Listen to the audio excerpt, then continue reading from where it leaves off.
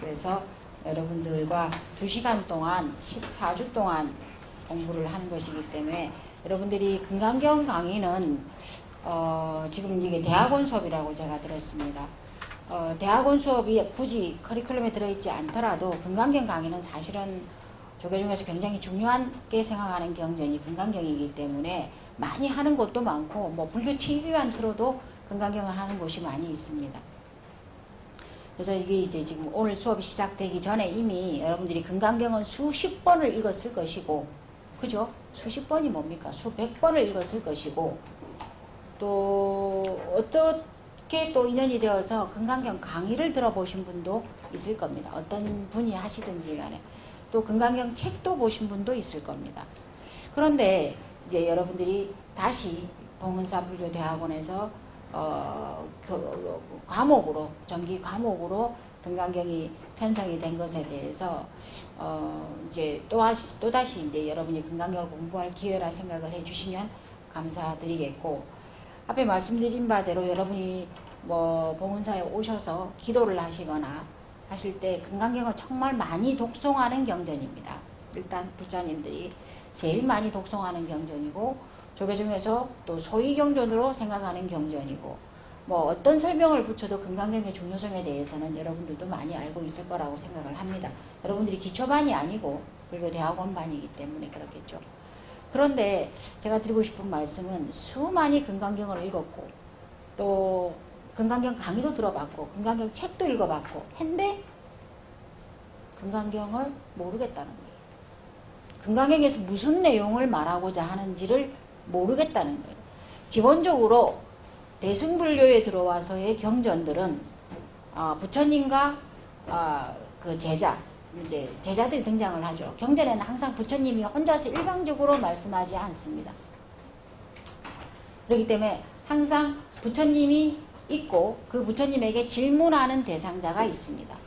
여러분이 이제 아까 전에 반야신경을 읽으셨는데, 반야신경은 금강경하고 비슷한 내용을 가지고 있는 경전입니다. 그러니까 반야죠. 거기도 반야가 들어가고, 금강경도 금강반야 바라밀경입니다. 여러분이 오늘 책을 가지고 계신데 이 책의 제목이 금강반야 바라밀경입니다. 우리가 줄여서 금강경 그러는데 원래는 반야부에 속한 경전이기 때문에 반야신경하고 거의 이제 주제가 같다고 생각을 하시면 되는 경전이 금강경입니다. 근데 여러분 반야신경 매일매일 읽잖아요. 절에 올 때마다 읽고 의식을 할 때마다 읽는데 반야신경 아냐고요? 잘 몰라요. 여러분이 뭐 깊이 생각하지 않아서 모르는 게 아니고 내용이 알기 쉽게 되어 있지가 않아요. 마찬가지로 금강경도 여러분이 수많은 책을 보았고 수많은 강의를 들었고 수많이 읽었고 또 뭐 심지어 외우는 사람도 있어요. 앞으로도 외우고 뒤로도 외우고.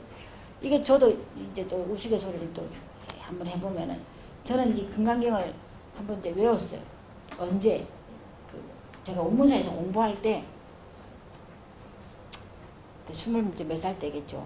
공부하고 있는데 그때는 제가 이제 소임이 부엌에서 이제 밥을 해야 되는 소임이에요. 근데 제가 살 때는 원문사에 한 300명 정도가 학인 스님들이 살았던 때이기 때문에 밥을 하는데 씻어야 될 쌀이 너무 많은 거예요.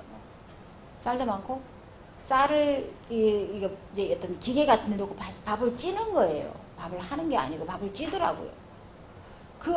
아침 먹고 나면 점심 걱정, 점심 먹고 나면 저녁밥 걱정. 맨날 이제 아침, 점심, 저녁 이게 이제 일주일마다 한 번씩 밥하는 소임, 국 끓이는 소임, 반찬하는 소임. 300명이 먹을 밥, 반찬, 국 이게 이제 돌아가야 되는 거예요. 일주일에 한 번씩 이제 이게 돌아가요. 그때는 제가 밥을 하는 소임이었는데, 밥한다고 진짜 그야말로 정말로 정신없이 밥을 하고 있는데 반장 스님이, 우리 반 반장 스님이 와가지고 금강경이 이제 강의가 시작이 됐는데 금강경을 외우라 한대요. 강사 스님이 한 반에서 10명은 외워야지 된대요. 그래서 이제 외울 만한 사람한테 와가지고 이제 외우라는 거예요. 스님이 보다시피 나 지금 부엌에서 밥 해야 되는데, 후원에서 밥 해야 되는데 이거 외울 시간이 어딨냐고. 근데 이 스님이 아주 솔깃한 제안을 하는 거예요. 선물을 준다는 거예요. 선물에 눈이 정신이 팔려가지고, 그 선물이 뭐였냐? 호박으로 된 108염주를 준대요. 호박 108염주는 이건 보석이에요. 보석. 여러분. 고가의 보석이에요. 선물에 눈이 멀어가지고 내가 왜 올게 그러면은 밥하기 바빠 죽겠는데 근데 반에서 이거를 근데 그 언제? 일주일 만에 이걸 외워야 되는 거야. 그래서 이걸 외운 걸 그 학생들 앞에서 선생님 앞에서 이걸 이제 외워야 되는 거예요. 줄줄줄줄 외워야 돼. 그래야지 호박 염주를 좀 받는 거예요. 거기에 정신이 팔려가지고 밥은 뒷전이고 이거 외운다고 일주일 동안에 이거 외운다고 얼마나 열심히 외웠는지 외웠어요. 네, 선물에 눈이 멀은 거지. 선물에 눈이 멀은. 그래가지고 이걸 외웠던 경험이 제가 20대 때 있었어요. 부끄러운 경험이지만 어쨌거나 받았죠 당연히. 어디 갔는지 없어요. 근데 그 받기만 하고 그 귀한 걸 아마 저 여사 스님을 드렸나 어쨌나 모르겠는데 저는 염주 이런 거 별로 안 좋아하니까 받기는 근데 이제 다들 호박 염주는 막 다들 그게 아주 비쌌단 말이에요. 보리수 염주도 아니고 호박 염주였기 때문에 거기에 이제 뭐 정신이 팔려가지고 막 이제 그거 받을 끼라고 막 정신줄을 놓고 외웠던 그 경험이 저는 있어요. 근데 그때도 몰랐어요. 금강경의 내용이 정말로 20대 때 외웠으니까 지금도 금강경은 뭐 거의 다 외우는데 얼마나 많은 그 내용들이 담겨 있고 금강경의 핵심이 뭔지를 모르는 거예요. 우리가 제가 여기서 이런 말씀을 드리는 이유는 여러분들이 수많이 금강경을 읽고 외우고 쓰고 사경하고 해도 금강경의 내용이 뭐라고 딱 정확하게 말하지 못하는 것. 이거는 금강경의 핵심을 모르기 때문에 그렇다는 거예요. 그런데 자 이제부터 14주 동안 금강경에 대해서 제가 금강경 강의만 거의 한 10년은 한 것 같아요. 10년이 뭡니까? 해마다 금강경 강의는 하니까. 그래서 여러분들이 이해하기 쉽고 금강경에서 도대체 무엇을 말하고자 하는지 이제 이거를 여러분이 좀 잘 기억해 놓으면 대승불교로 이제 불교의 어떤 그 흐름이 바뀌고 나서 우리나라를 비롯한 중국, 일본 다 이제 대승불교권이죠. 대승불교가 이렇게 이제 유입이 된 나라의 불교는 대승불교를 중심으로 두 가지의 중심 사상이 불교를 대표하게 되는데 하나는 금강경을 대표로 하는 반야중간학파가 있고 하나는 유식을 중심으로 하는 유가유식학파가 있어요. 나중에 제가 설명을 하겠죠. 거기에서 금강경을 잘 공부를 해놓으면은 대승불교의 다른 경전들 앞에서 뭐 법망경도 한다 그러고 뭐 유마경도 한다 그러고 하는데 대승불교의 다른 경전들을 이해하기가 쉽다는 거예요.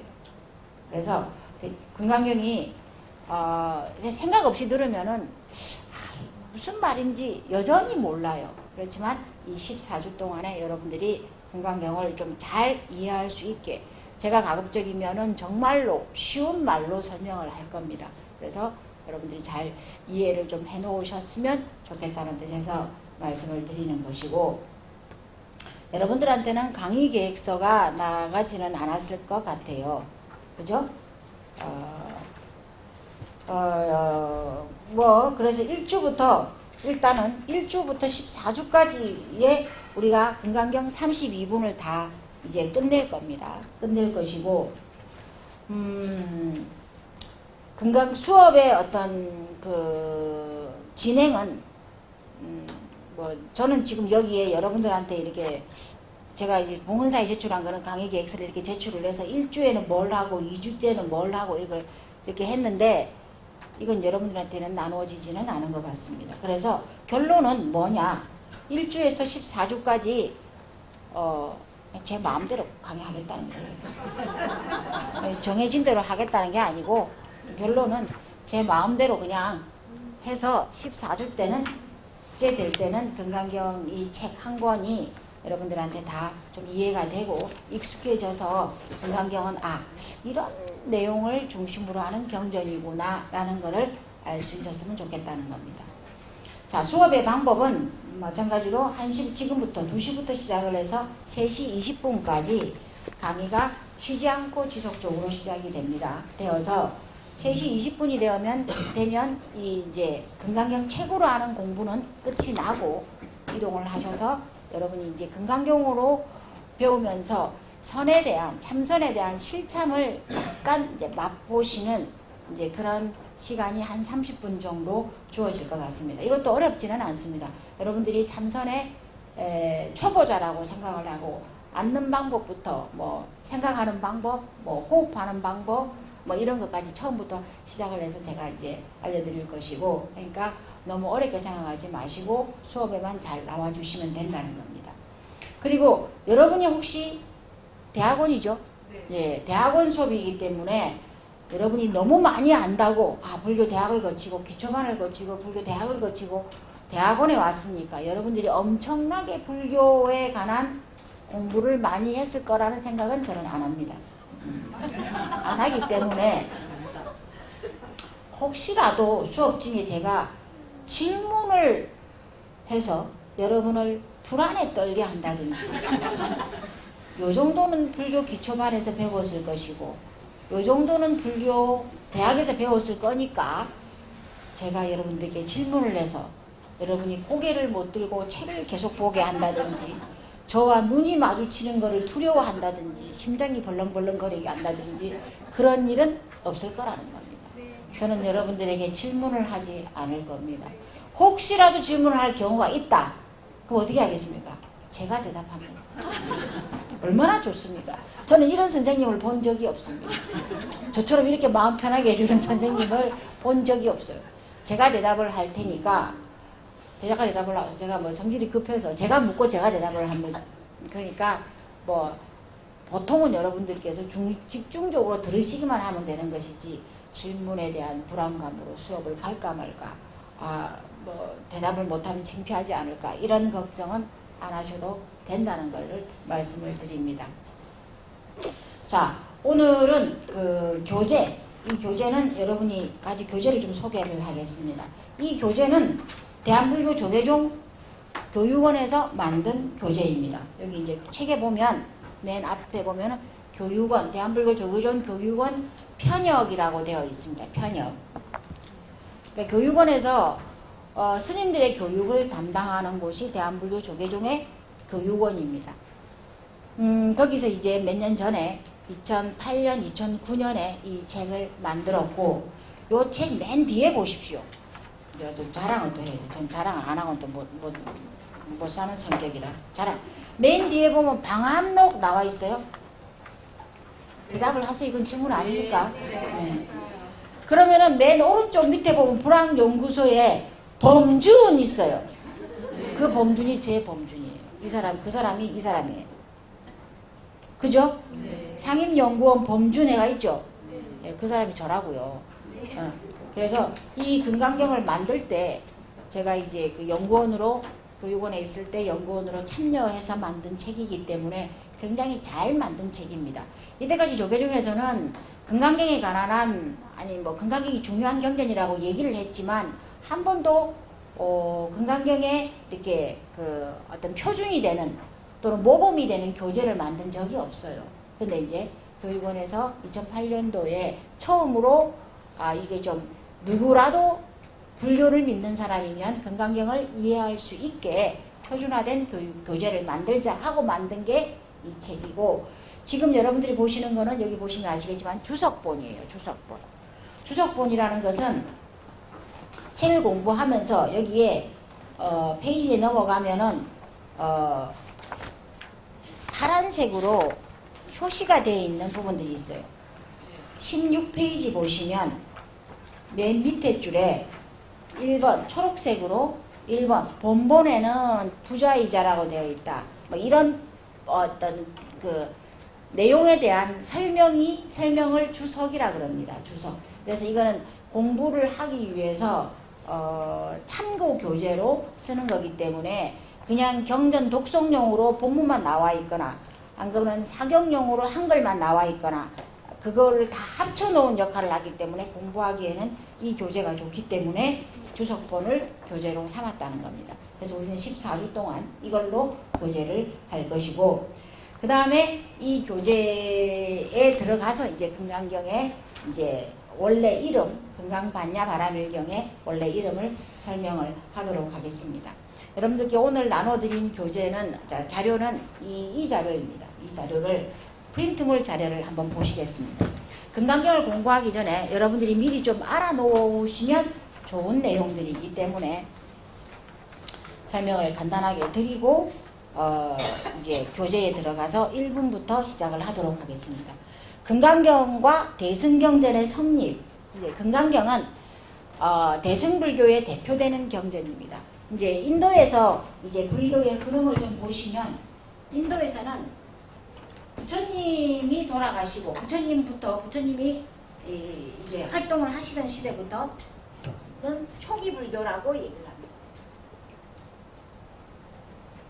초기 불교 시대가 부처님이 이제 깨달음을 얻으시고 불교 교단을 만드시고 한 100년 동안 유지가 됩니다. 100년.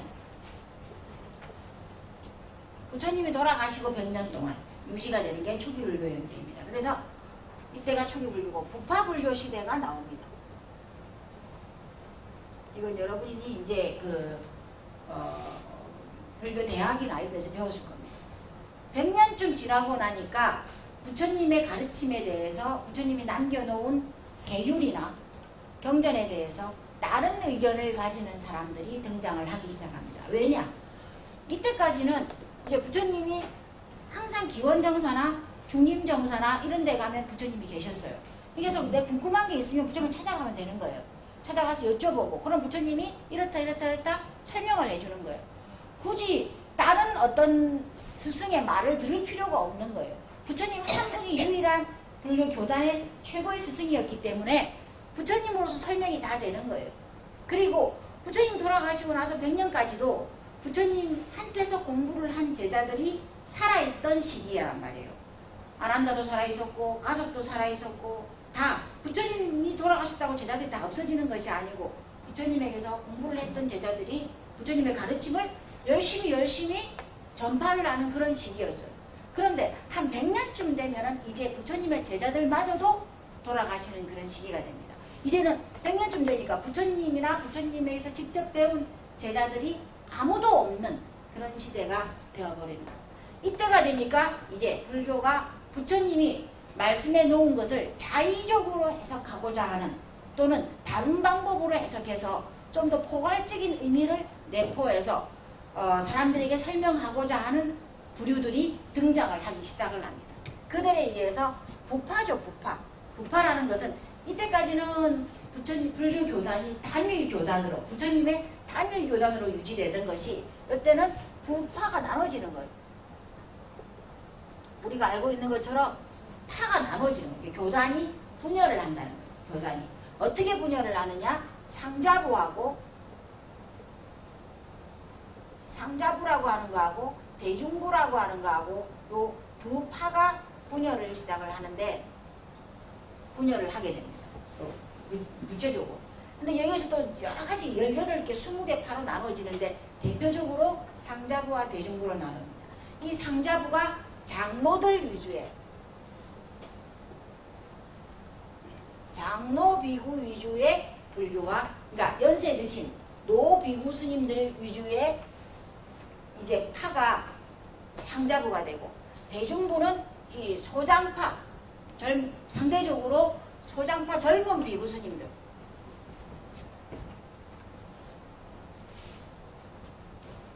젊은 비구 스님들에 의해서 각 출가한 비구들에 의해서 대중부가 이루어지게 됩니다.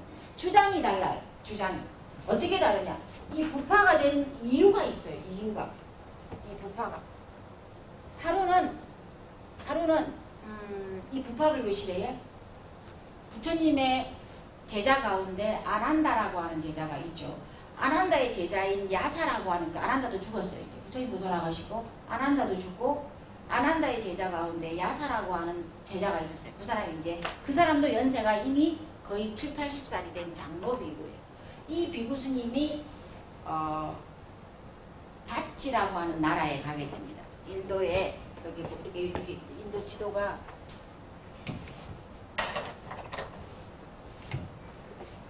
인도 지도가 있으면 이게 이제 겐지스 강이 이렇게 흐르고 여기가 샤카구 부처님이 태어나신 샤카구 여기가 부처님 엄마가 태어나신 콜리아구 여기가 마가다구 뭐 이렇게 해서 바치국은 요 정도 있는 거예요. 바치국은 요 정도 있는 거예요. 이 겐지스강을 따라서 있는 나라예요.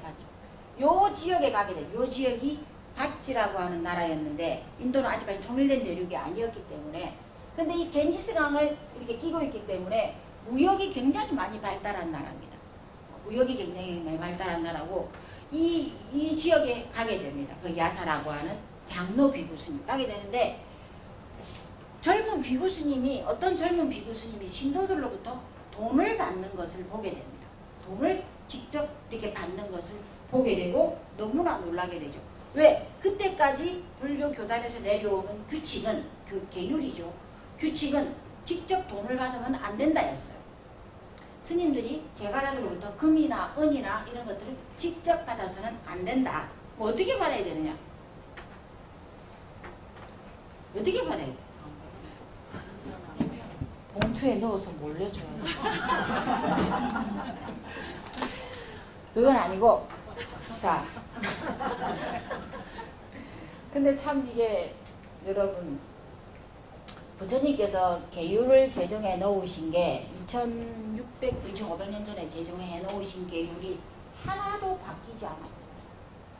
그 시대에 스님들은 금이나 은이나 이런 것들을 신도들로부터 직접 받아서는 안 된다. 이게 계율이었단 말이에요. 근데 이건 지금도 해당이 돼요. 지금도 하나도 바뀌지 않았어요. 그대로 원형 그대로 지금도 내려와요.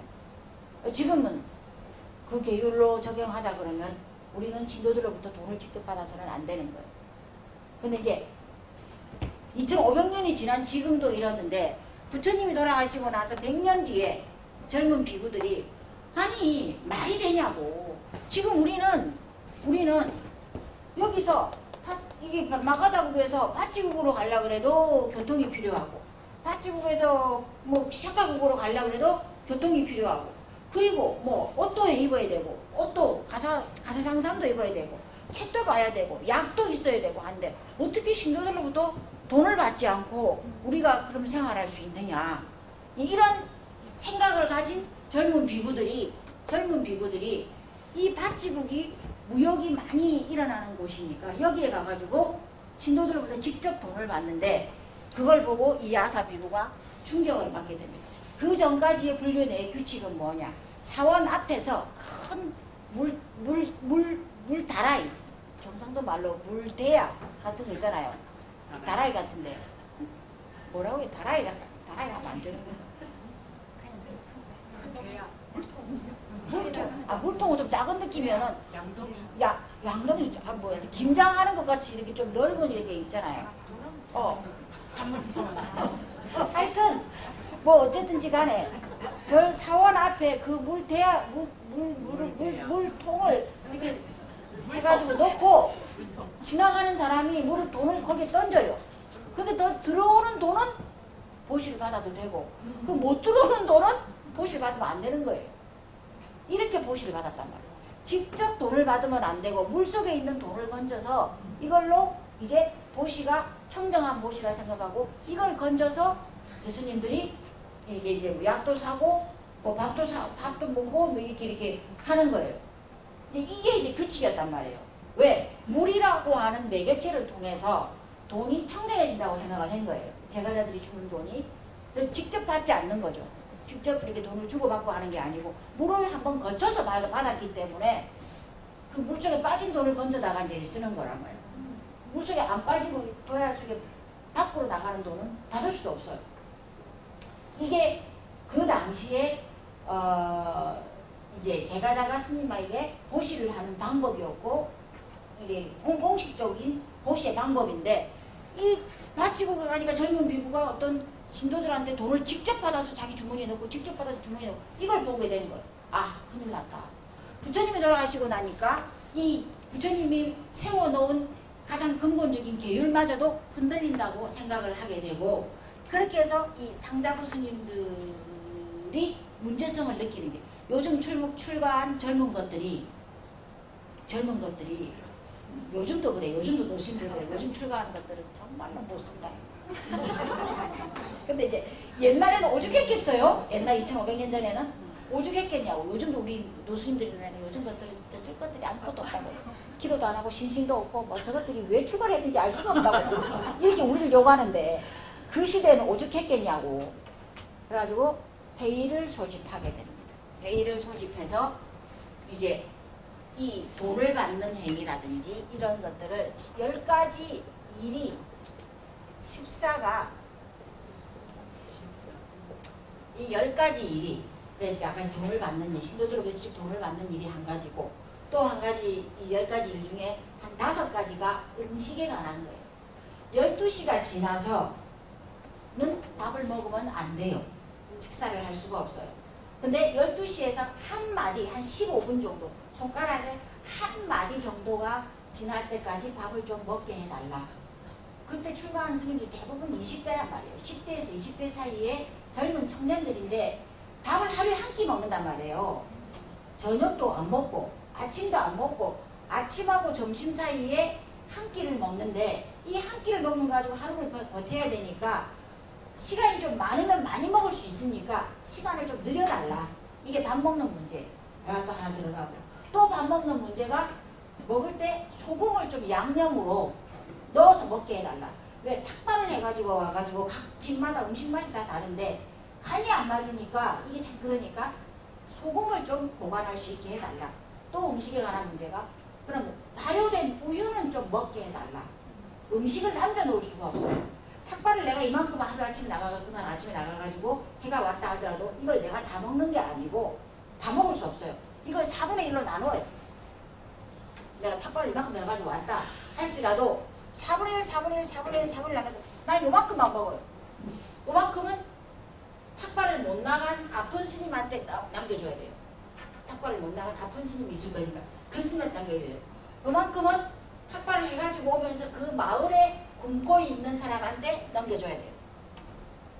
요만큼은 사원에서 살고 있는 새나 짐승한테 넘겨줘야 돼요. 내가 먹을 수 있는 건 요만큼밖에 없어요. 그러니까 요만큼은 턱없이 부족한 거예요. 그러니까 이런 데다가 또 음식을 남을 수도 없어요. 남기면은 썩으니까.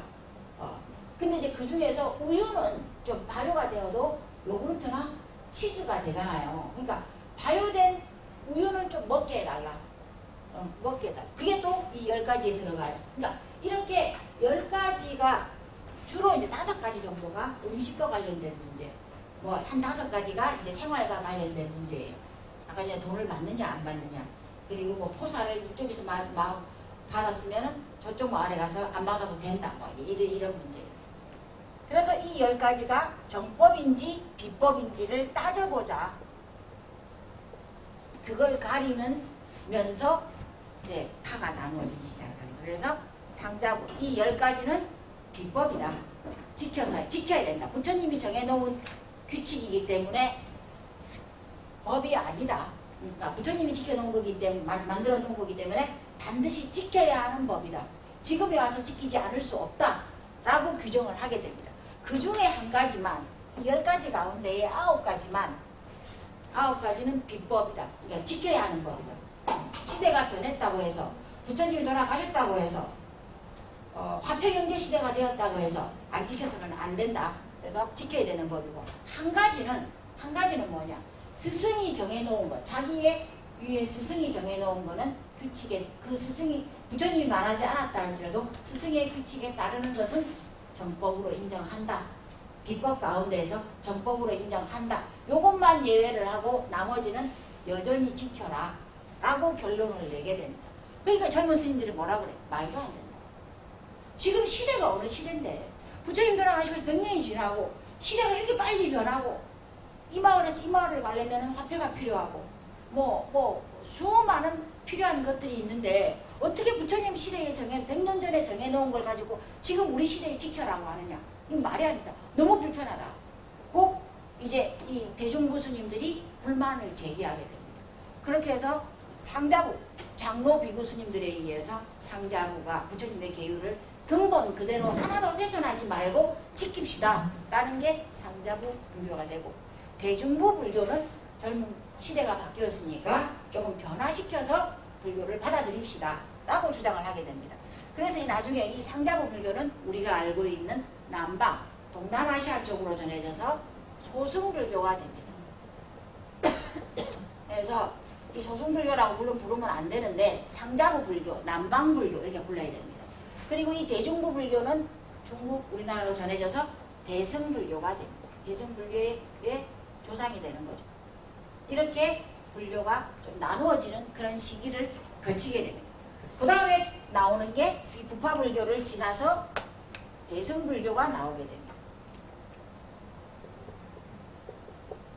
그래서 이 부파불교는 이 상자부 불교가 중심이 되어서 불교를 이끌어 가다가 이제 젊은 스님들에 의해서 대승불교가 나오고 마지막으로 밀교가 나옵니다. 이게 인도에서의 불교의 흐름이라고 보시면 되겠습니다. 그리고 이 대승불교가 중국으로 넘어가서 이제 선불교가 되는 거죠. 선불교는 아주 중국적인 불교입니다. 중국적인 불교. 그래서 인도에서는 초기불교, 부파불교, 대승불교, 밀교를 끝으로 AD 한 13세기가 되면 밀교를 끝으로 인도에서는 불교가 사라집니다.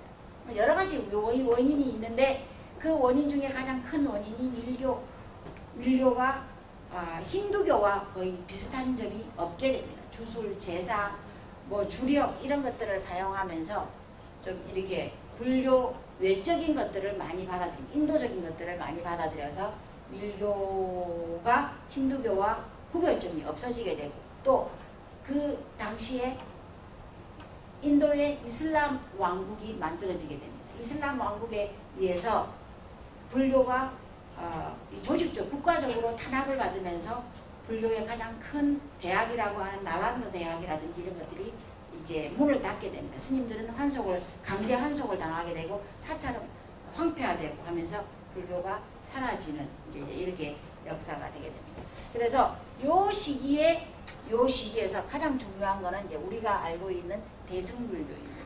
그래서 이 대승불교 시기에 금강경이 만들어진다는 거예요. 그래서 이 대승불교에서 가장 대표적인 경전은 금강경이라는 겁니다. 그래서 그 내용을 여기서 얘기를 하는데 1페이지를 보시면 대승불교 초기에 산스크리트 원전에 의해서 AD 150년에서 200년 사이에 이 경전이 만들어집니다. 그래서 초기 경전, 대승불교 가운데서도 초기, 중기, 후기를 나눌 수 있는데 거기에서 초기에 속한다고 할 수 있는 게 할 수 있는 이유가 뭐냐? 공이라고 하는 단어가 등장하지 않습니다. 금강경을 여러분들이 학교 다닐 때 이제 좀 들으셨는지 안 들으셨는지는 잘 모르겠는데 금강경은 공사상을 말한다고 얘기를 합니다. 공사상. 어떻게 쓸라나 보이는데 공사상을 대표하는 경전이 반야신경, 식즉시공, 공즉시색 이렇게 나오죠. 그 공이라는 겁니다. 금강경도 이 공을 말합니다. 근데 금강경 원문 전체를 다 훑어봐도 공이라는 단어는 한 글자도 나오지 않아요. 근데 금강경은 공을 대표하는 공사상을 표현하는 핵심적인 표현을 하는 경전이 금강경이란 말이에요. 그래서 이 말은 무엇이냐? 공이라고 하는 어떤 개념적인 사상이 성립되기 이전에 초기 대승불교에서 금강경이 만들어졌을 것이다. 그래서 공이라는 말이 안 들어갔을 것이다. 이렇게 추측을 한다는 거죠. 그래서 대승불교 초기의 경전으로 본다는 것이고 대승소승 나누기 이전에 거기 두 번째 보시면 대승소승의 표현이 또 금강경에는 등장하지 않습니다. 그렇기 때문에 금강경은 왜 이제 공이라든지 대승이나 소승이나 이런 표현들은 대승불교의 중기나 후기로 가면서 사상을 좀 더 확립시키고 공고히 하기 위해서 등장하는 언어적 표현들이라는 거죠. 그렇기 때문에 이런 면에서 봐서도 금강경은 초기 대승불교에서 성립된 경전으로 본다. 이렇게 보시면 좋겠습니다. 자, 두 번째 보시면 대승경전이 이렇게 성립되는 배경에는 그 두 번째 보시면은 기원전 BC 1세기가 되면 불교를 개혁하려고 하는 사람들이 등장하게 되는데 그들이 누구냐? 여기서 말했던 대중부 불교에 주도를 했던 젊은 비구 승려들이라는 거죠.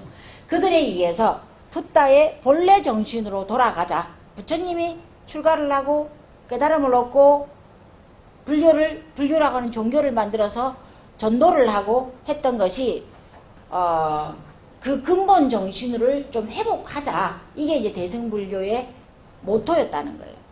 그 전까지 이 스님들은, 이 상자부 불교의 이 스님들은, 장로 비구들은 부처님이 남겨놓은 경전, 계율, 논장 이런 것들을 연구하고 학문적으로 불교를 좀 더 이론화시키고 철학화시키는 작업에 몰두했던 불교가 부파불교 시대의 공로입니다.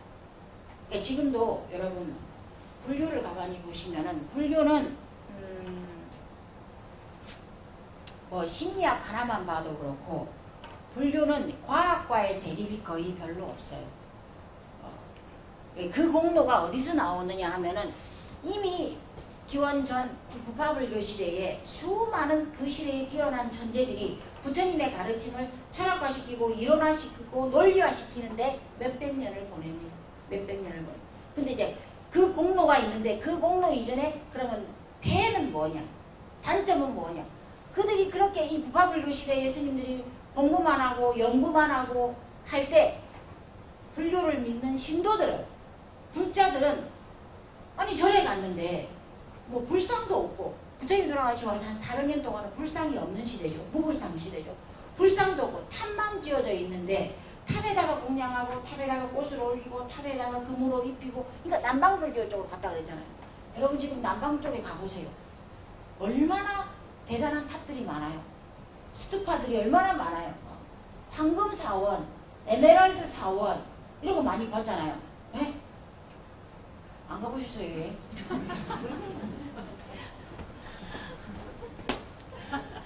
여행을 가면, 그쪽 여행을 가면은 그쪽은 사원이나 탑에다가 예배하는 게, 탑에 가서 막 진짜 금을 붙이고 불상에다 금을 붙이고 꽃을 올리고 과일을 올리고 탑을 중심으로 그렇게 이루어진단 말이에요. 근데 우리나라는 그렇진 않잖아요.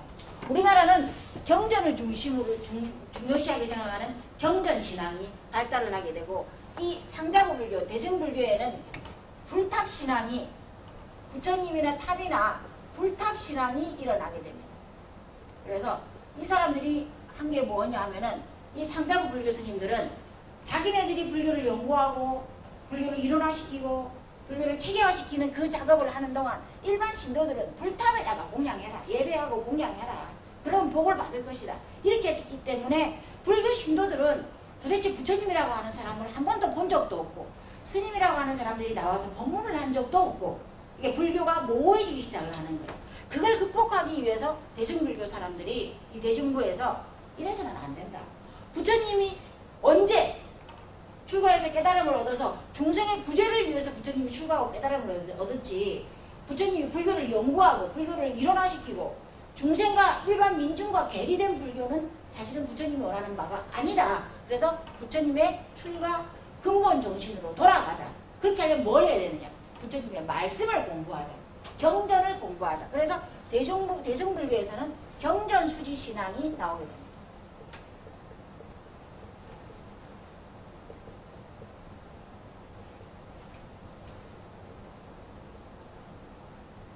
경전수. 그러니까 금강경 여러분 읽어보세요. 삼천대천세계의 칠보로 보시하는 것보다 금강경의 사국에만이라도 다른 사람을 위해서 수지독송하고 다른 사람을 위해서 알려주는, 위타인설해주는 공덕이 더 크다. 이 말이 수택에 나와요. 그렇지 않아요?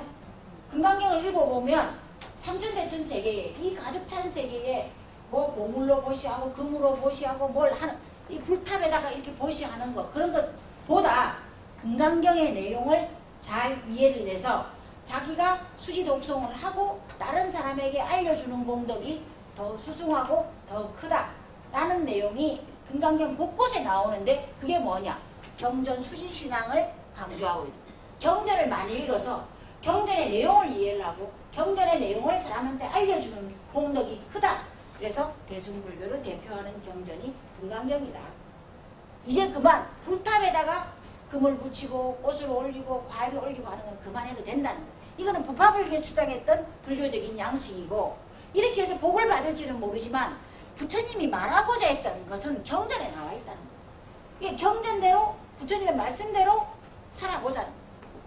그걸 강조하는 거, 주장하는 것이 대승불교에서의 경전 수지 신앙이 이렇게 해서 나오고, 그 내용이 금강경에 고스란히 들어있어서 금강경에서 하는 말이 사국에만이라도 다른 사람을 위해서 잘 이해하고 알려주자, 이렇게 주장을 한다는 것이죠. 그래서 그 1페이지 보시면은 붓다의 근본 정신으로 돌아가자는 것이 대승불교 운동의 근본 정신이라는 겁니다. 그렇게 해서 붓다의 근본 정신은 그럼 어디에서 찾을 거냐? 죽은 부처님을 다시 살려낼 수 없다면 어디에서 찾을 것이냐? 경전에서 찾자는 거죠. 그래서 대승경전을 수지독송하는 신앙이 이제 활발하게 일어나게 되고, 대승불교가 중국을 비롯해서 우리나라까지 다 전해지게 된다는 거죠. 대승경전의 성립 시기는 뭐 그건 여러분들이 읽어보시면 됩니다. 이 페이지를 보시면은 초기 대승경전, 중기 대승경전, 후기 대승경전들이 있습니다. 그래서 BC 1세기, 3세기, 3세기에서 5세기, AD 1세기에서 3세기에서 5세기, AD 5세기에서 AD 13세기까지 이렇게 해서 경전들, 우리가 알고 있는 대부분의 대승경전들이 이 시기에 성립이 됩니다. 유마경 맨 1번에 보시면 초기 대승경전의 성립 시기 보시면 끝에 보시면 유마경, 화엄경, 법화경, 무량수경. 자, 그 앞에 보면은 금강경, 반야신경 이런 경전들이 요때 초기 대승불교 시대에 만들어지고, 중기로 가면 자 열반경, 승만경, 해신밀경, 유가사지론 이런 것들이 만들어지고, 후기로 가면 이제 밀욕의 경전들이 만들어집니다. 대구경, 금강정경 이런 것들은 진언을 위주로 하는 밀교 계통의 경전이라고 보시면 되겠습니다. 자, 이렇게 해서 그 4번, 동그라미 4번을 한번 보시겠습니다. 대승불교는 부파불교의 반성, 어떤 반성이냐? 불교가 너무 학문화되고 불교가 너무 전문가 위주, 전공자 아니면 불교를 이해할 수가 없는 그런 불교를 만들어, 너무 연구를 열심히 한 거예요, 스님들이. 대중들은 뭐예요? 우리 아들이, 보세요. 우리 남편이, 무역을 하러, 이쪽으로 넘어가면 이제 중국으로 넘어가는 거예요. 여기까지 천산산맥이고, 이쪽으로 가면 중동 지방이에요. 이제 간다라 지방이에요. 이쪽으로 해서 이제 유럽으로 넘어가겠죠. 일로 가면 이제 인더스강이 흘러요. 인더스강, 이쪽으로. 이 아라비아라든지 인도양이라든지 이렇게 해서 다 무역을 통해서 배를 타고 유럽 쪽으로 가야 되고, 산맥을 건너서 중국으로 장사를 하러 가야 되고 하는데, 아내나 엄마나 뭐 누나나 동생들이 비는 게 뭐예요? 우리 가족, 내 남편이, 내 아들이 이렇게 갈 때, 이렇게 산맥을 넘어갈 때 무사히 돌아와 주길 바라는 거예요. 아니, 불교가 이론화되고 불교가 철학화되고 불교가 논리화되고 하는 거 그 별로 관심 없어요. 아무 관심이 없어. 지금도 그래요. 지금 제가 저희 은사스님 대신에 저희 은사스님이 공부하러 간다고 해가지고 저보고 이제 절을 조금 맡아서 있으래요. 저도 바빠 죽겠는데, 그래가지고 이제 절에 저희 은사스님 절이 저 강원도 산골인데, 강원도하고 이 서울에 이제 수업도 하러 와야 되고 바빠 죽겠는데, 일주일에 3일은 서울에 와서 수업을 하고 일주일에 나흘은 이제 강원도 가서 이제 살아야 되는 거예요. 기차를 타고 왔다 갔다 하는데 1년을 이제 그렇게 했어요. 하루 한 주도 안 빠지고 3일은 여기 와서 수업을 하고, 수업 끝나면 또 기차 청량리 가서 기차를 타고 강원도 가요. 강원도 가서 또 나흘 또 거기서 열심히 기도하고 밭에 가서 농사 짓고 법회하고 또 올라와서. 근데 이제 강원도 제가 이제 한 1년 정도를 이제 소임을 산다고 살아보니까, 강원도에 와서 이제 물어보는 사람이, 이제 주지 스님 안 계십니까? 맨날 그 오면은 스님 안 계십니까? 제가 앉아있어도 하는 소리가 그래요. 스님 안 계십니까? 그럼 어떻게 하라고 나는? 제가 스님인데요. 그러면, 아니, 주지 스님 안 계십니까? 이 주지 스님 공부하러 가시면 안 계신데요. 그럼 이제 마지못해 물어봐요. 근데 맨날 물어보는 게 뭐예요? 우리 아들 결혼해도 되겠습니까? 이번에 땅을 사는데 사도 되겠습니까? 안 되겠습니까? 이번에 우리 손주가 사법고시를 보는데 붙겠습니까? 안 붙겠습니까?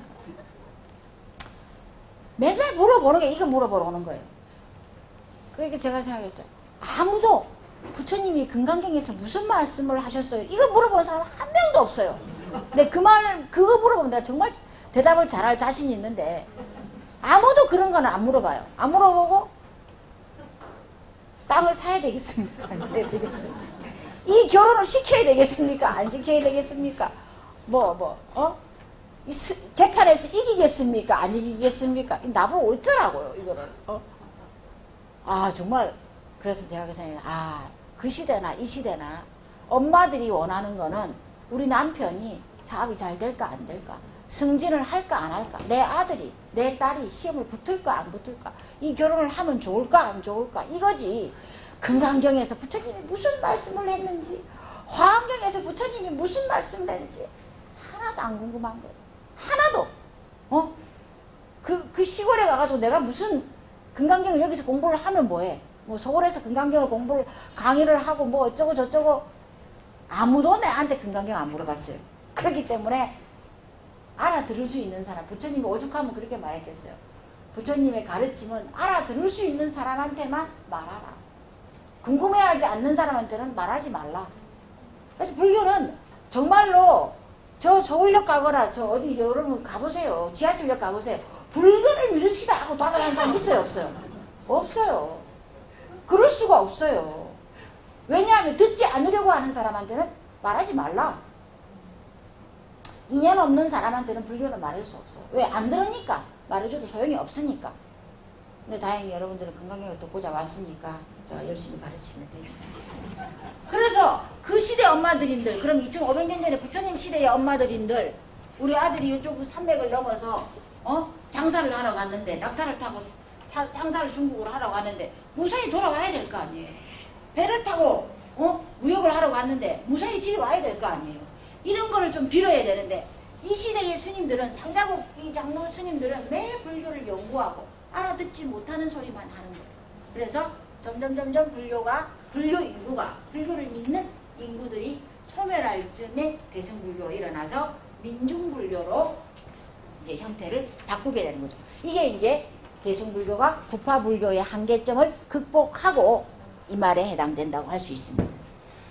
그래서 거기 보시면은 2페이지에 4번에 보시면 대승불교는 부파불교에 대한 반성 위에서 성립이 됩니다. 이게 좀 더 민중에게 다가가는 학문적인 불교 말고 민중에 다가가는 불교로 다시 불교를 정립하자, 이런 반성 위에서 성립이 되게 되고, 부파불교 교단이 많이 귀족화되고 학문화되고 전문화되고 불탑 숭배 사상이 만연했던 그 부파불교를 극복하고자, 자, 불탑 숭배 정신을 지경 숭배, 그러니까 경전을 수지독송하는 경전 숭배 사상과 보시를 강조함으로써 불교를 대중화하고 보다 진취적인 입장을 나타내기 위해서 대승불교가 인도에서 일어나게 됐다는 거죠. 그 대승불교를 대표하는 경전이 금강경이라는 겁니다. 자, 그 다음에 보시면은 이 대승경전의 입장에서 금강경은 어떤 위치를 차지하고 있는지를 좀 보겠습니다. 이 구분은 중국 수나라의 천태지라고 하는 스님이 구분해 놓은 것이고, 천태지는 우리가 알고 있는 천태종을 만든 사람입니다. 부처님이 이제 부처님의 일생에서 부처님이 80세에 돌아가시게 되는데 35살에 깨달음을 얻고 80세까지 부처님이 45년 동안 설법을 하는데, 그 설법을 한 순서대로 이 경전의 어떤 구분을 하자면 최초 화엄 37일입니다. 부처님이 깨달음을 얻고 나서 제일 처음 설하신 경전이 화엄경입니다.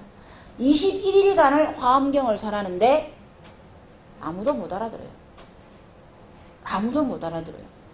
화엄경의 내용을 부처님이 정말로 깨달음을 얻고 나서 기쁜 마음에, 정말로 화엄경 열애출연법에 보면 그런 게 나와 있어요. 너무나 신기하고 신기하다. 자, 깨달음을 얻은 나에게도 불성이 존재하고 깨달음을 얻지 못한 중생들에게도 똑같은 불성이 존재하는데, 부처님은 깨달은 사람에게만 불성이 존재할 거라고 생각을 했는데 아니라는 거죠. 누구에게나 신기하게도 깨달을 수 있는 부처님의 성품이라고 하는 것이 다 있다는 거죠. 그래서 그걸 가지고 부처님께서, 그렇기 때문에 누구나 노력을 해서 수행을 해서 깨달음을 얻으면 부처가 될 수 있다는 사상을 얘기를 하는 게 화엄경이에요. 그 내용을 얘기를 하는데 아무도 못 알아들어요. 그래서 부처님께서 좀 충격을 받으시고, 이제는 아무도 못 알아듣는 내용은 소용이 없어요. 소통이 안 되잖아요. 그래서 부처님이 작전을 바꾸어서 아함 12 방등 8 이렇게 되어 있습니다. 아함부 경전을 12년을 설하고 방등부 경전을 8년을 설합니다. 그래서 12년 8년을 설합니다. 우리가 알고 있는 아함경 있죠. 자밤, 장암, 증일암 이렇게 있는데 아함경의 내용은 여러분이 보시면 아시겠지만 굉장히 내용이 쉬워요. 초기 경전에 속하고 내용이 굳이 그냥 우리가 옛날 이야기책을 읽듯이 좀 잘 그냥 곰곰이 생각해서 읽으면은 이해할 수 있는 내용의 부처님의 말씀이 담긴 게 아함경이에요. 그걸 부처님이 장장 12년 동안을 대중들에게 얘기를 합니다. 제자들에게 얘기를 하고 그 다음에 8년 동안을 방등부 경전을 설합니다. 유마경, 승만경, 그러니까 이렇게 제가자가 주인공이 되는 이런 경전들을 제가자도 수행을 통해서 깨달음을 얻을 수 있다. 출가자뿐만이 아니고 얻을 수 있다는 것을 알려주기 위해서 방등부 경전을 또 8년을 설하시게 됩니다. 그 다음에 종담 21제 담반야입니다. 21제에서 이 제자는 해년자하고 똑같아요. 21년 동안 담반야, 반야부 경전을 설하시게 됩니다. 그래서 금강경, 반야신경 이런 경전들을 21년간을 설하시게 되고 종담법화 4번에 보시면 종담법화 후 8년이라고 되어 있습니다. 이제 부처님께서 돌아가실 시간이 되었습니다. 그래서 마지막에 종이죠. 마칠 종자에다가 법화경을 또 8년을 설하시게 됩니다. 법화경을 8년을 설하시고 열반할 즈음에 열반경 3개월을 설하시게 되어서 부처님께서 45년간 이러와 같은 경전들을 설법을 했다는 것이죠. 그런데 이 내용을 보시면 제일 많이 부처님이 공력을 들여서 제일 많은 기간 동안 설하신 경전이 뭐냐? 21제 담반야라는 겁니다. 그래서 21년 동안 반야부 경전, 금강경이 포함되어 있는 반야부 경전을 부처님이 설법하기 위해서 굉장한 노력을 들였다는 것을 알 수 있습니다. 그 다음에 보시면 금강경의 경명으로 넘어갑니다. 금강경은 우리가 쉽게 금강경 이렇게 얘기하는데 원래 이름은 금강반야 바라밀경입니다. 이걸 이제 원문으로 읽으면 거기 나와 있는 것처럼 바즈라, 체리카, 프라즈나, 파라미타, 수트라가 됩니다. 하나하나 살펴보자면 바즈라라는 말은 우리가 인도의 힌두교의 신들이 가지고 있는 무기예요. 무기. 이게 깨 부수는 무기예요. 무기. 그래서 어떤 것도 물리칠 수 있는 무기를 바즈라라고 얘기를 하는데 흔히 우리가 알 수 있는 거는 천태종 같은 데 가면은 금강절을 가지고 있어요. 금강절을 조계종은 삼보륜이 마크죠. 삼보. 이 점 세 개가 동그라미 안에 점 세 개들이 있는 게 있다면 천태종은 동그라미 안에 금강저가 들어가 있어요. 그 금강저가 어떤 번뇌도 부술 수 있는 무기에 해당되는 바즈라예요. 바즈라. 그래서 이 파괴를 상징하는 바즈라라는 말이고 그 다음에 나오는 말이 금강이라는 말입니다. 근데 금강은 근데 어떤 것을 이 바즈라가 이제 금강에 해당이 되겠죠. 금강은 우리가 이제 금강경 이렇게 얘기를 할 때 잘 알아야 되는데 금강경에서 금강반야 바라밀경에서 중요한 것은 우리가 약식으로 그냥 금강경 하니까 금강이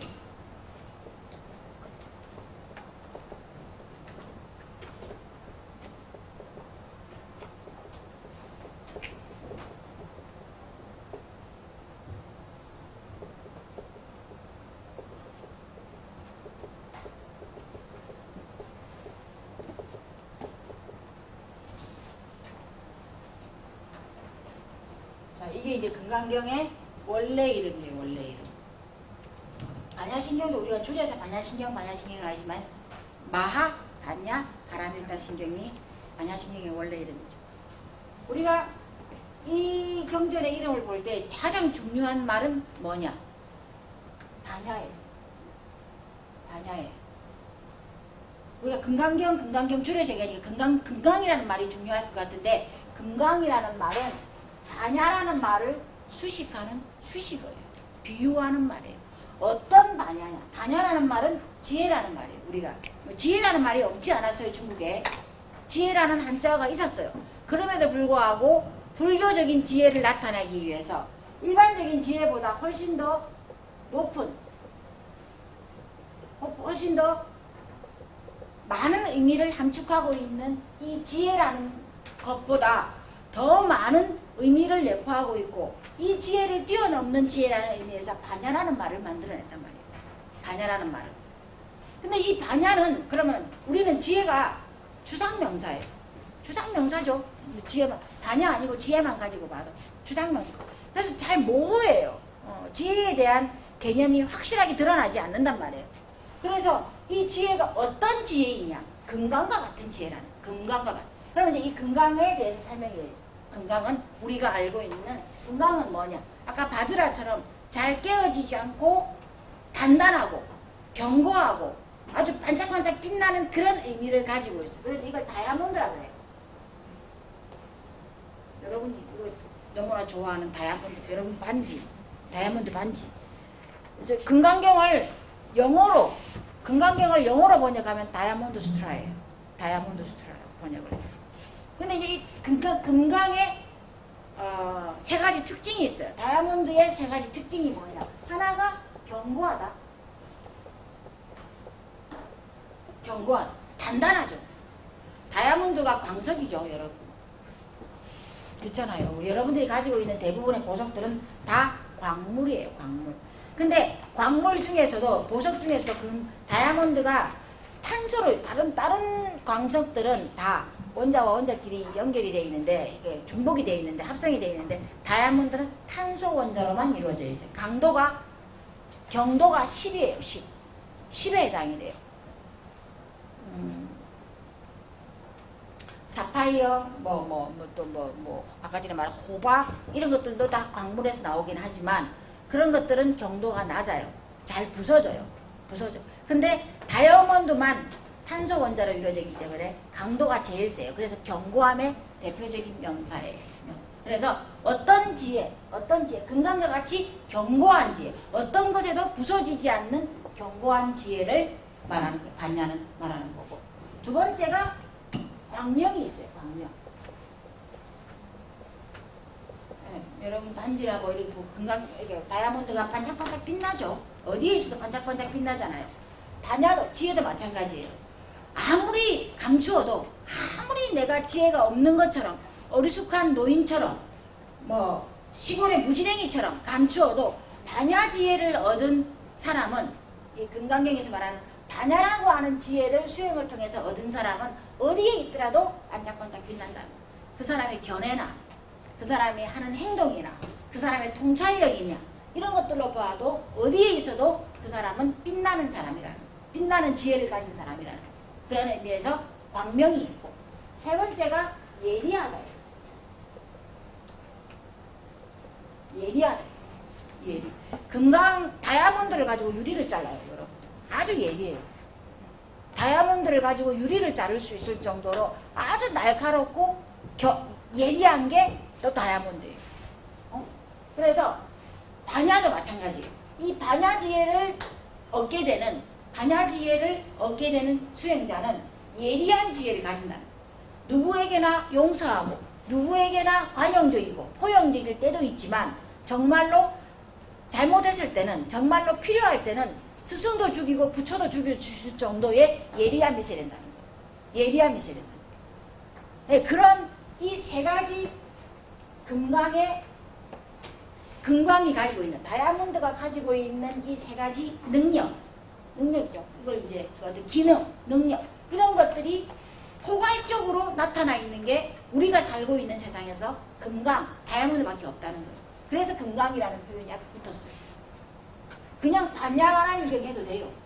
반야바람일경 해도 돼요. 근데 반야라는 거를 설명할 수가 없어. 어떤 지혜바람일경, 지혜를 나타내는 경전. 이렇게 하면 뭔가 조금 설명하기 힘이 들어요. 그냥 지혜가 증장되는 경전인갑다. 지혜를 일으키는 경전인갑다.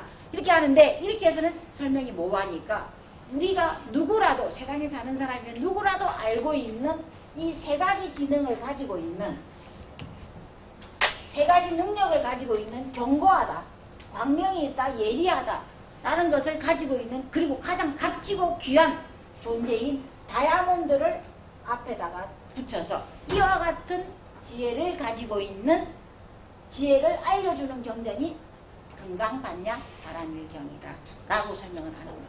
그러니까 이 금강경이 가지고 있는 힘이 엄청나다는 거예요. 엄청나다는 거예요. 그냥 우리가 그래서 이 반야 바라밀경 이렇게 얘기 안 하고 금강경 이렇게 줄여서 얘기하니까 마치 금강이 중요한 것 같은데 아니라는 거예요. 반야 바라밀경. 그래서 금강경은 반야를 말하는 반야지혜를 말하는 경전이다. 또 이해를 하셔야 되고 어떤 반야이냐. 견고한 어떤 번뇌도 부술 수 있는 견고함이 있는 반야지혜. 항상 반짝반짝 빛나는 그런 어떤 문제도 명철하고 투철하게 해결할 수 있는 통찰력이 있는 해결할 수 있는 그런 광명이 있는 지혜. 또 예리한 지혜를 가지고 있는 그런 경전이 금강반야 바라밀경이다. 그렇게 이해를 하시면 된다는 거예요. 자, 그 다음에 넘어갑니다. 3번에 보시면 체디카라는 말이 나옵니다. 그건 절단한다는 말이에요. 번뇌를 잘라낸다는 말이고 프라즈나라는 말은 바라밀이라는 말인데 프라즈나 말은 지혜라는 말인데 반야라는 말이죠. 지혜라는 말인데 이거는 아주 이제 뛰어난 우리가 일반적으로 알고 있는 지혜와 대비되는 아주 수승한 지혜를 나타내는 말입니다. 그 다음에 4번으로 4페이지에 가시면 4번에 파라미타가 바라밀입니다. 바라밀이고 전진한다, 발전한다. 우리가 육바라밀에서의 그 바라밀도 똑같은 의미입니다. 그래서 수행으로 나아간다 라는 의미로 바라밀을 붙였고 수투라는 경전이라는 의미입니다. 자, 그래서 결론적으로 그 밑에 보시면 금강반야 바라밀경을 우리는 한문으로 읽는 거예요. 자, 여러분 보세요. 이제 엄마가 봉은사 불교대학원에 가서 이번 학기부터 금강경을 배운다. 그 얘기를 해요. 이제 친구들한테도 얘기를 하고, 뭐 가족들한테도 얘기를 하는데, 그러면 내 가족 중에서 누가 엄마 금강경을 배운다면서 그래. 그 금강경이 뭐예요? 처음 배워서 모르겠다. 오늘 첫 시간 갔다 와서. 오늘 첫 시간 갔다 와서 모르겠다. 내가 잘 배워와서 알려줄게. 금강경이 금강경이지 뭐. 이렇게 해서는 안 된다는 거예요. 불교를 아는 사람만 금강경, 금강반야 바라밀경 하면은 이해가 돼요. 그러니까 이해라기보다 책의 제목 정도는 이해가 돼요. 그런 경전이 있지. 근데 금강반야 바라밀경을 한글로서 우리는 좀 이해를 해야 돼요. 금강반야 바라밀경이라는 말은 중국어의 한문으로 된 것을 우리가 음을 붙여서 읽는 거예요. 한글 음을 붙여서 읽는 정도밖에 안 되는 거예요. 이렇게 하면 곤란해요. 금강반야 바라밀경을 제목조차도 우리는 한글로 해석할 줄 모르는 거예요. 습관적으로 금강반야 바라밀경, 금강경 이렇게 읽는 거지. 이제부터 여러분들이 금강반야 바라밀경은 한글로는 이와 같은 뜻을 가지고 있구나 라는 것을 알아야 되는 거예요. 거기 결론 부분에 보시면 1번에 보시면 금강경이 전체 경명이 지니는 의미는 확고한 지혜의 완성에 이르는 길. 이게 금강경의 한글 이름이에요. 아시겠어요? 예, 이제부터는 다시 같이 읽어봅니다, 여러분. 확고한 지혜의 완성에 이르는 길. 이게 금강경의 이름이에요. 여러분이 가지고 계신 책 15페이지를 한번 보세요. 한문으로 금강반야 바라밀경 해놓고 한글로 금강반야 바라밀경 붙여놨죠. 우리는 이걸 읽었단 말이에요. 이렇게 해서는 금강경이 무슨 내용인지를 몰라요. 근데 그 밑에 보세요. 확고한 지혜의 완성에 이르는 길. 흔들리지 않고 또 어떤 번뇌도 일어나지 않는 확고한 지혜의 완성에 그 가장 최정점에 이르게 해주는 경전의 내용이 금강경이라는 거예요. 적어도 이제 여러분 가족 중에서 엄마 이제 금강경 배운다며? 라고 물어보면 금강경이 뭐예요? 라고 물어보면 금강경은 확고한 지혜, 흔들리지 않는 확고한 지혜를 우리에게 알려주는 그런 경전이다. 이 정도는 말해줄 수 있어야 돼요. 금강경이 금강경이지 뭐. 이렇게 말하면 엄마 그 말은 안 간 나도 할 수 있어. 안 간 나도 금강경 한 번도 뚜껑 안 열어본 나도 할 수 있다는 거예요. 이렇게 말하면 안 되는 거예요.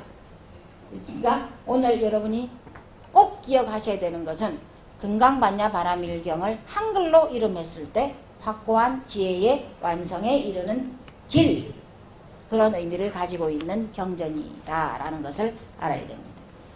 자, 그 다음에 나와 있는 게 금강경의 대의입니다. 대의. 옛날 스님들은 공부를 좀 열심히 했어요. 근데 요즘 스님들은 바빠서, 저도 그렇고 바빠서 공부를 할 시간이 없어. 뭐 하자고 이렇게 바쁜 건지는 알 수 없는데 어쨌거나 금강경의 대의는 화엄경에도 옛날 스님들이 화엄경을 공부를 하고 대의를 말해놨어요. 명일심 통만법. 화엄경을 한마디로 줄여서 얘기를 해보자. 뭐냐? 명일심. 한 일심을 밝혀서 우리의 한 마음을 밝혀서 통만법, 만법을 다 통과한다. 우리 세상에 살고 있는 삼라만상을 다 통과하는 그 만법, 만 가지를 다 통과할 수 있는 게 우리의 한 마음이라는 거예요. 한 마음. 그게 화엄경의 대의고. 자, 금강경은 여기 나와 있죠. 금강경은 파 2집 현 3공이에요. 파 2집은 두 가지 집착을 깨뜨린다는 말이에요. 어떤 집착이냐? 아집과 법집이에요. 자기에 대한 집착이 많은 사람이 있어요. 그걸 아집이라고 그러고, 법집이라고 하는 것은 법에 대한 집착이 아니고 대상에 대한, 여기서의 법은 대상이에요. 대상. 대상에 대해서 아주 많은 집착을 가지고 있는 사람들이 있죠.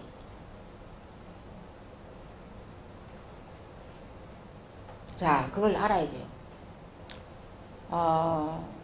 여기 어디, 저기 코엑스에서, 코엑스 현대백화점에서 명품백을 세일한다. 그 소식을 지금 문자로 왔어요. 그 소식. 그러면 지금 이제 내가 이제 막 마음이 두근두근한 거예요. 명품백 뭘 살까?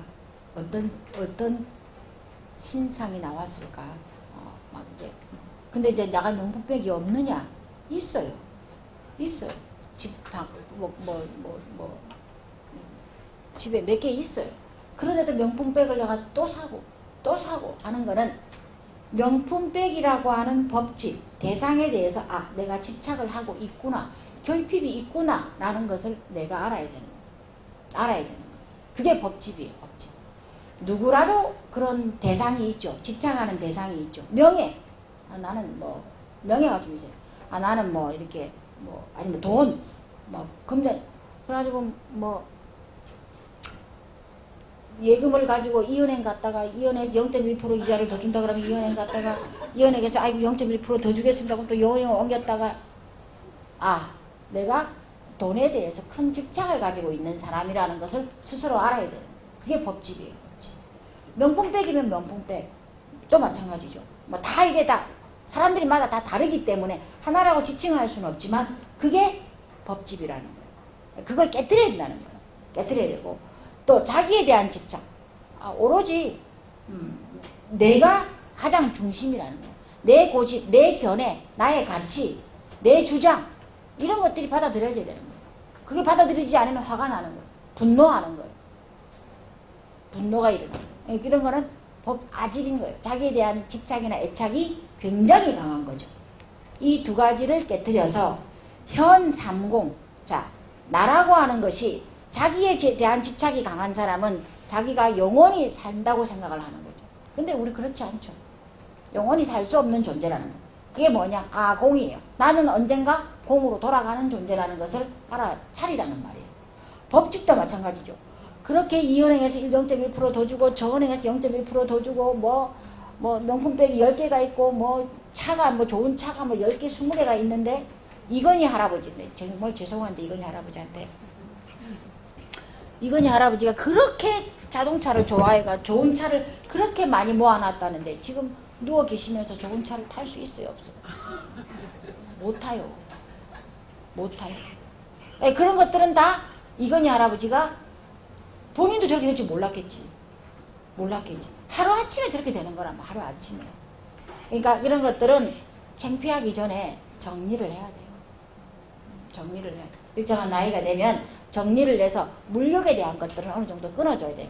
왜? 그런 것들은 다 소멸하는 것들이기 때문에. 그래서 법공을 알아야 되고 공하다는 생각마저도 알아야 되고 그게 공공이에요. 그래서 현삼공. 그래서 아공, 법공. 나라고 하는 것에 대해 집착할 필요가 없다는 것을 아는 것이 아공이고 대상에 대해서 집착할 것이 없다는 것을 아는 것이 법공이고 공이라고 하는 대상까지도 집착할 것이 없다는 것을 아는 것이 공공이에요. 이 세 가지를 아는 것, 현삼공이죠. 그래서 파이집의 현삼공, 이게 금강경을 한마디로 정의를 하자면 이와 같이 정의를 할 수 있다는 것입니다. 뒤에 나오는 내용들은 이거에 대한 설명들입니다. 자, 여기까지 오늘은 수업을 하고 나머지 5페이지, 6페이지에 해당되는 것들은 다음 시간에 간략하게 설명을 하고 다음 시간에 금강경 원문 제1법회 인유분을 들어가도록 하겠습니다. 조금 쉬었다가 여러분이 참선하는 수행방으로 이동을 하겠습니다. 수업을 마치겠습니다. 박수로